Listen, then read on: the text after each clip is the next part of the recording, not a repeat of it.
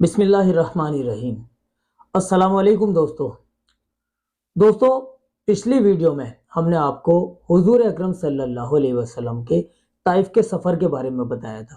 ہمارے آقا صلی اللہ علیہ وسلم نے طائف کے سفر کے درمیان کن کن مشقتوں کا، کن کن پریشانیوں کا سامنا کرا۔ اگر آپ نے وہ ویڈیو نہیں دیکھی ہو تو ہمارے چینل پر وزٹ کیجئے، نبی سٹوری والی پلے لسٹ میں جائیے، وہاں آپ کو نبیوں کے قصے مل جائیں گے اور وہ ویڈیو بھی آپ کو وہاں پر مل جائے گی۔ تو آج کی ویڈیو کا جو موضوع ہے وہ ہے حضرت انس بن نضر رضی اللہ عنہ کا شہادت کا قصہ۔ حضرت انس بن نضر رضی اللہ عنہ ایک صحابی تھے جو کہ بدر کی لڑائی میں شریک نہیں ہو سکے۔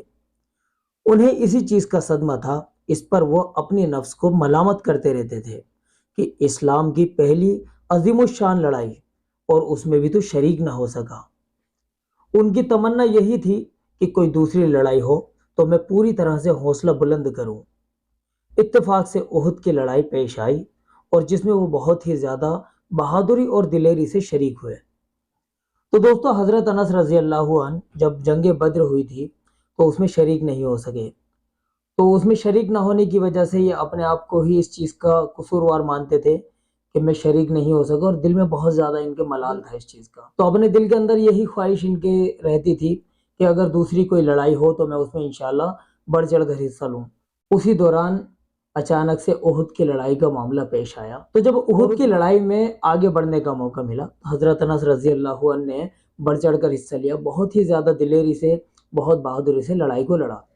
احد کی لڑائی میں اول میں تو مسلمانوں کو فتح ہوئی، مگر آخر میں ایک غلطی کی وجہ سے مسلمانوں کو شکست ہو گئی، اور وہ غلطی یہ تھی کہ حضور اکرم صلی اللہ علیہ وسلم نے کچھ آدمیوں کو ایک خاص جگہ مقرر فرمایا کہ تم لوگ جب تک میں نہ کہوں اس جگہ سے ہٹنا نہیں، کہ یہاں سے دشمن حملہ کرے، ایسا اندیشہ تھا۔ جب مسلمانوں کو شروع میں فتح ہوئی تو کافروں کو بھاگتا ہوا دیکھ کر یہ لوگ بھی اپنی جگہ سے یہ سمجھ کر ہٹ گئے کہ اب جنگ ختم ہو چکی ہے، تو اسی لیے بھاگتے ہوئے کافروں کا پیچھا کیا جائے اور غنیمت کا مال حاصل کیا جائے۔ تو جب احد کی لڑائی شروع ہوئی تو شروعات میں تو مسلمانوں کو بہت زیادہ فتح حاصل ہوئی، مسلمان جو ہے اپنی جیت حاصل کرتے رہے۔ اس کے بعد میں ہوتا کیا ہے کہ نبی کریم صلی اللہ علیہ وسلم نے کچھ لوگوں کو ایک جگہ پر، جہاں سے کہ ہمارے آقا کو لڑائی کے دشمنوں کے آنے کا خطرہ تھا، اس جگہ پر کچھ لوگوں کو کھڑا کر دیا کہ تم لوگ یہاں پر کھڑے رہنا، یہاں سے ہٹنا مت۔ اب ہوتا کیا ہے کہ جب شروعات میں ہی جب فتح حاصل ہو جاتی ہے تو ان لوگوں کو جن کو نبی پاک نے کھڑا کیا تھا ان کو بھی ایسا لگنے لگا کہ اب ہم لوگ جیت چکے ہیں۔ تو اب جب وہ کافر بھاگ رہے تھے تو ان لوگوں نے بھی ان کا پیچھا کرنا بہتر سمجھا، کیونکہ ان کے پیچھے جانے کے بعد میں جو مال تھا، جو غلہ تھا، اس کو حاصل کرنا تھا۔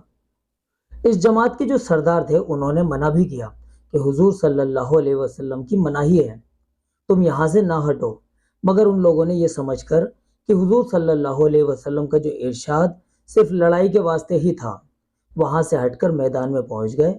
بھاگتے ہوئے کافروں نے اس جگہ کو جب خالی دیکھا تو اس طرف سے آ کر حملہ کر دیا۔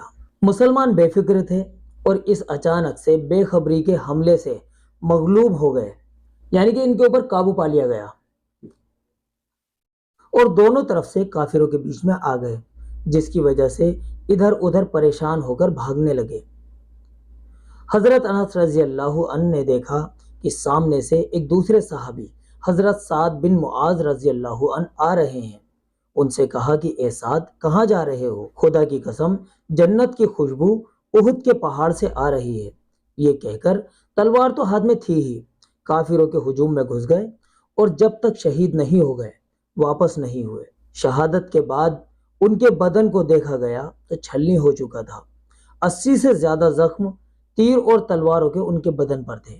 ان کی بہن نے انگلیوں کے پوروں سے ان کو پہچانا۔ اب جب معاملہ ایسا ہوا کہ بے فکری تھی مسلمانوں کا کہ ہم لوگ جیت چکے ہیں، اور اچانک سے ہی ان کے اوپر اس جگہ سے حملہ ہو گیا جس جگہ حضور پاک نے ان لوگوں کو کھڑا کیا تھا اور وہ لوگ ہٹ گئے تھے، تو وہاں سے حملہ ہوا اور چاروں طرف سے جب مسلمان گھر گئے تو حضرت انس کے ہاتھ میں تلوار تھی، وہ بھی اس تلوار کو لے کر جنگ کے اندر کود پڑے اور انہوں نے ان کافروں سے جب تک مقابلہ کیا جب تک کہ ان کی شہادت نہیں ہو گئی، جب تک کہ ان کی سانسیں ختم نہیں ہو گئی۔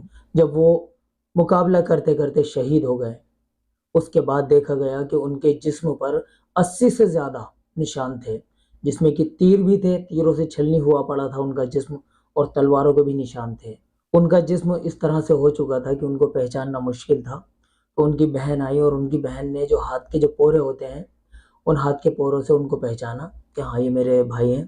تو دوستو یہ تھا ایک چھوٹا سا واقعہ حضرت انس رضی اللہ عنہ کا، جو کہ جنگ بدر کی لڑائی میں شریک نہیں ہو سکے تھے، اور احساس ان کے دل میں یہی تھا کہ میں کوئی اگر مجھے موقع ملے تو میں اس میں بڑھ چڑھ کر حصہ لوں۔ اور اسی وقت احد کی لڑائی کا موقع آیا اور اس میں انہوں نے بڑھ چڑھ کر حصہ لیا، نہ صرف بڑھ چڑھ کر حصہ لیا بلکہ کافروں کے بیچ میں کود پڑے، اور تب تک ان لوگوں کا انہوں نے مقابلہ کیا جب تک کہ ان کے جسم کے اندر جان باقی تھی۔ تو دوستو یہ جو قصے آپ کو ہمارے چینل پر سنائے جا رہے ہیں، حالانکہ آج ایپیسوڈ نمبر 2 ہے، تو یہ جو بھی قصے ہیں الحمدللہ بالکل سچے قصے ہیں، اس میں کسی طرح کی کوئی بھی ملاوٹ نہیں ہے۔ دوستو انشاءاللہ آپ کو جو کل ویڈیو حاصل ہوگی اس میں ہم آپ کو ایک قصہ سنائیں گے حضرت ابو جندل رضی اللہ عنہ اور حضرت ابو بصیر رضی اللہ عنہ کا قصہ۔ تو یہ قصہ ہم آپ کو کل کے ایپیسوڈ میں سنائیں گے۔ تو آپ سبھی لوگوں سے یہی التجا ہے کہ چینل کو سبسکرائب کرنے کے ساتھ ساتھ بیل آئیکن پر بھی آپ کلک کر دیں، تاکہ ہم یہ جو نیا ایپیسوڈ ہم اپلوڈ کریں گے تو اس کی نوٹیفیکیشن آپ کو مل جائے۔ تو چلیے دوستو اس ویڈیو میں اتنا ہی، ملتے ہیں اگلی ویڈیو میں۔ السلام علیکم ورحمۃ اللہ وبرکاتہ۔